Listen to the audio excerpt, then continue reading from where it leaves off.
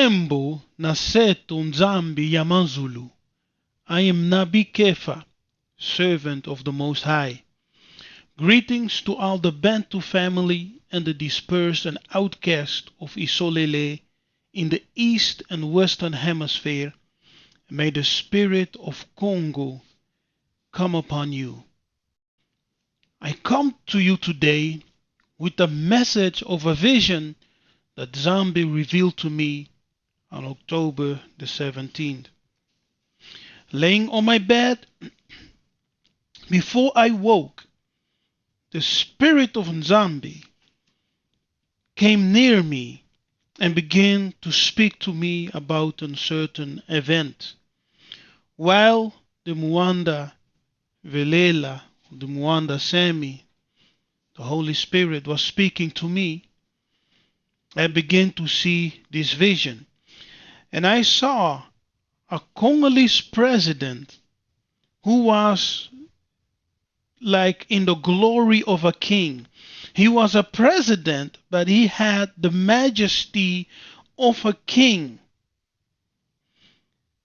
And I saw him on a European political platform, and he was discussing with the European the policies in which they mistreated the Congolese people. And he declared to them, if you do not change and repent of all the evil and the mistreatment that you have towards the Congolese people, towards the Bakongo, the whole of Isolele, not only those in Congo, but the whole of Isolele, where they are found all over the world. So this president demanded, while he was speaking with the European leaders on this political platform, and he demanded, he declared, stop your evil against my people. And then he made this astonishing, shocking declaration. He said to the European leaders, if you don't change your evil ways, I will release the Magog war upon you, and that the African nations will be gathered together. And when he said that the African nations will be gathered, I saw that he was speaking about the nations below the Sahara Desert. And he said the African nations will be gathered, unified, and they will fight against you and destroy you.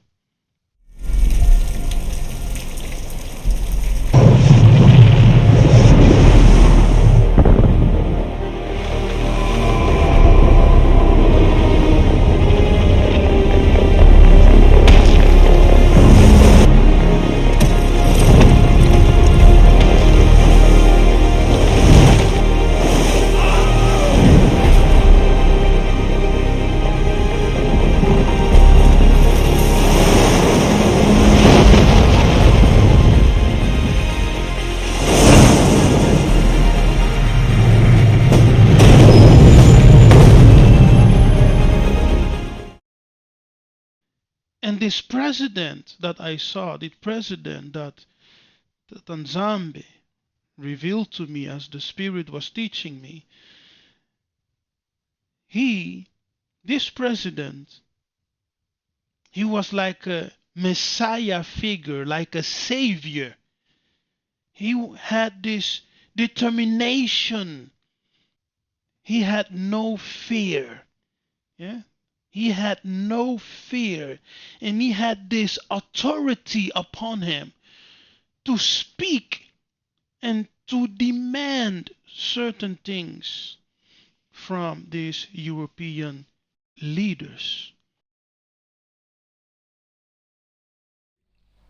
But on this video, which is so prophetic, the the person who made the video, he sounds like he must be Agikuyu from Kenya. He's got an East African Bantu accent, and he made a projection. He made a projection where he's talking about what if the Bantus were one country, and he goes into a bit of the history. He goes into the land masses. He goes into the resources. He goes into the advantages we would have. He goes into the languages. So he projected what it would happen if the Bantus were were one group, one country. All the speaking people of Africa created a republic per se. It was so amazing. What a great video. I'm sure he knows, but he's actually prophesying. And funny thing, he called it the Congo Kingdom. And that's what we've been saying all along, my brothers and sisters. Is what a lot of people don't understand is um, the countries you see in Africa were never there. These were created after the Berlin Conference. And the Berlin Conference was called the Congo Conference. It wasn't called the Biafra Conference. It wasn't called the Ethiopian Conference. What is the emphasis on Congo? We've already given the revelation is that the Bantu regions were all stemmed from the Kingdom of Congo.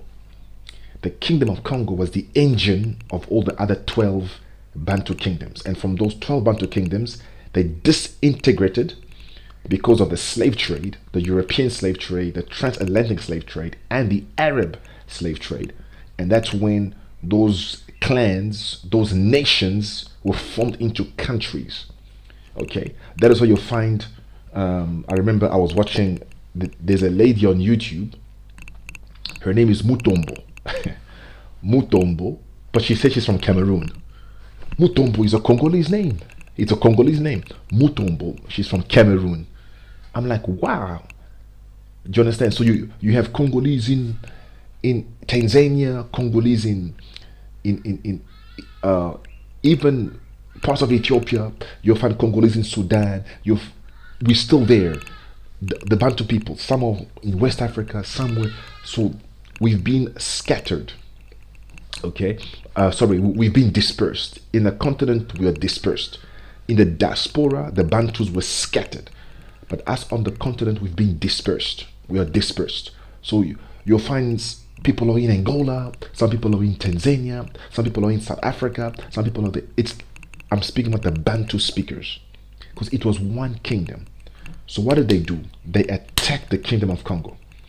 They attacked the kingdom of Congo, and people started fleeing. I remember when I did my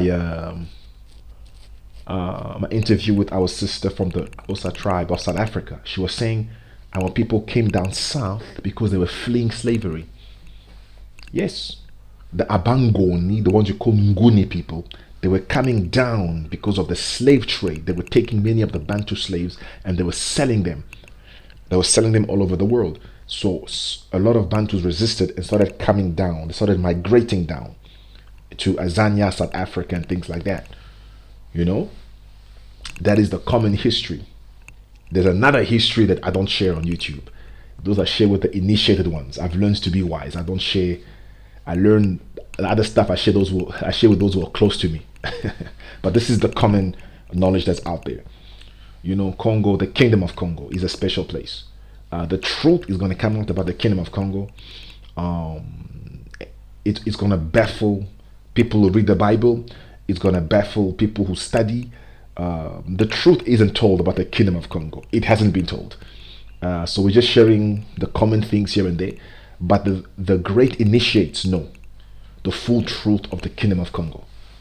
You know. But anyway, so he talks about what would happen if the kingdom, if the Bantus join and become one country. It's very prophetic. My brothers and sisters, we are living in the time. Remember what I say. The Bantus are going to have a king.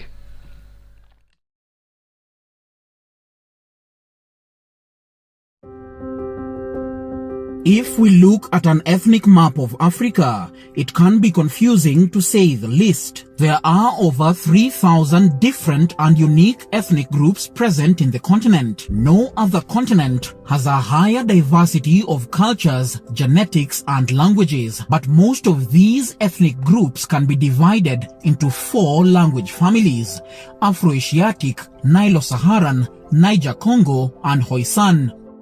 Just like the Romance language family contains within it several related but distinct languages, the same can be said about all those found in Africa.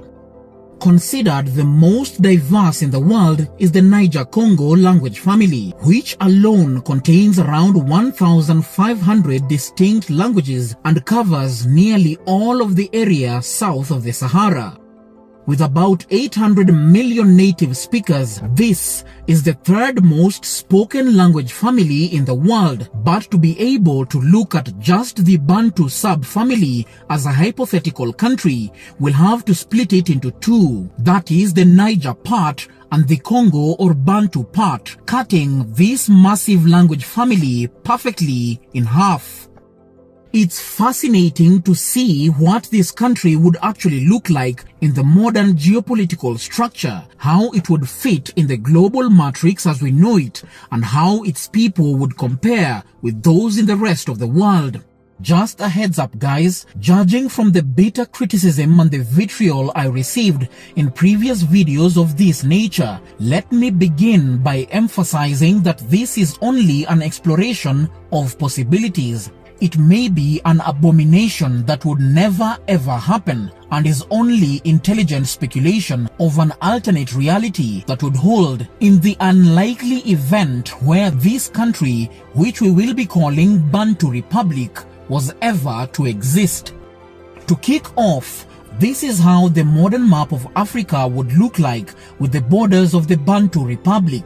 It would stretch from the borders of modern-day Cameroon and Nigeria, spread to Eastern and Southern Africa, and extend its reach across almost half the entire continent. A total of 22 modern-day countries would lose all or some of their territory to the Bantu Republic, which would span over 9.5 million square kilometers in land size.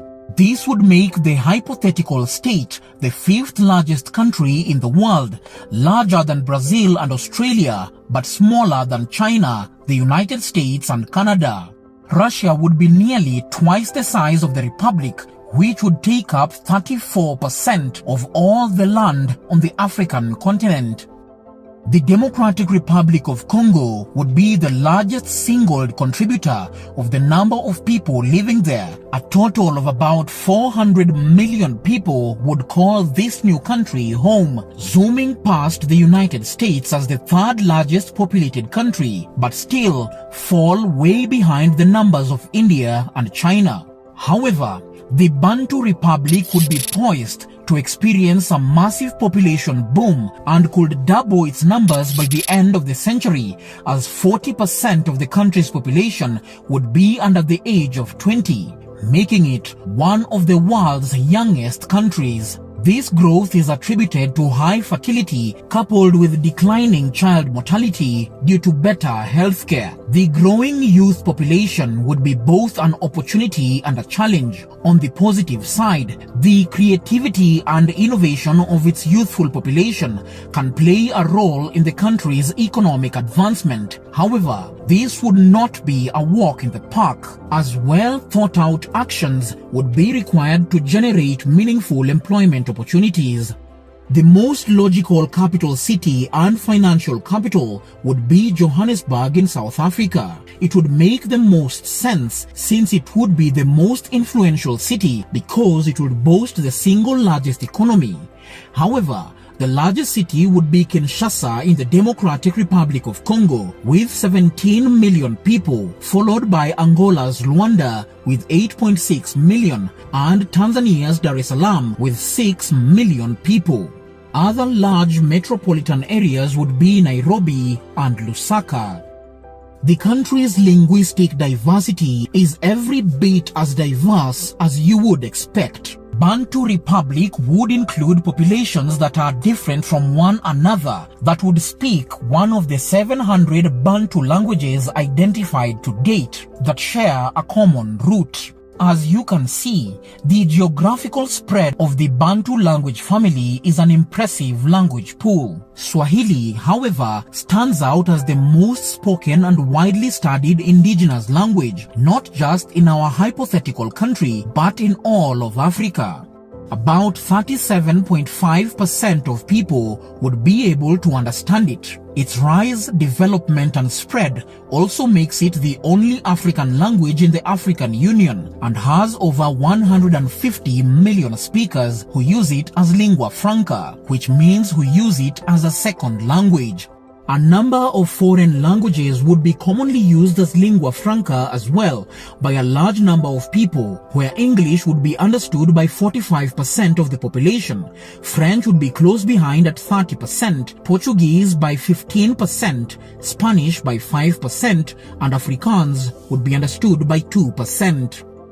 Economically speaking, the country would be incredibly rich in natural resources, whether it's diamonds from South Africa, gold from Tanzania, oil from Angola, natural gas from Mozambique, or rubber and cobalt from the Congo. Its prospects would be impressive. But the main challenge would be to industrialize as fast as possible in order to refine the raw materials locally in order to fetch higher revenue. With the two highest mountains in Africa, the entirety of Africa's Great Lakes region, the Victoria Falls and the vast Congo rainforest, this country would be spectacularly blessed with an all-in-one tourism package where holiday makers and thrill seekers would be falling over themselves to get a piece of the action. However, Bantu Republic's nominal gross domestic product would add to $850 billion, making it only the 18th largest economy in the world, still falling behind the Netherlands, Indonesia and Mexico, but placing firmly ahead of Switzerland, Saudi Arabia and Turkey. The GDP per capita would be $2,125, meaning the citizens would be ranked with the 162nd best living standards in the world. This is a pretty low value, only slightly above the conditions in Bangladesh, but lower than the living standards in Kenya. If we examine the religion, the majority of the country would adhere to the Christian faith, which accounts for about 70% of the population, with Catholicism being practiced by only 25% of Christians, while the rest would adhere to Protestantism. This means that the new Bantu state would surpass the United States as the world's largest Christian country by numbers of people. Islam, on the other hand, would be a minority, only practiced by 15% of the population, all of whom would be Sunni Muslims. 3% would have traditional beliefs, while the rest would be non-religious. It is, however, important to note that traditional beliefs are more often than not mixed with other beliefs, so this figure could be way higher. Taking everything into account, all these countries united under one flag of the Bantu Republic would be able to pool resources, build on successes, minimize challenges, and compete internationally, potentially becoming one of Africa's success stories. Let me know in the comments if you think Bantu Republic could actually be a reality, if it could stay united, and if it could rival other nations in today's world.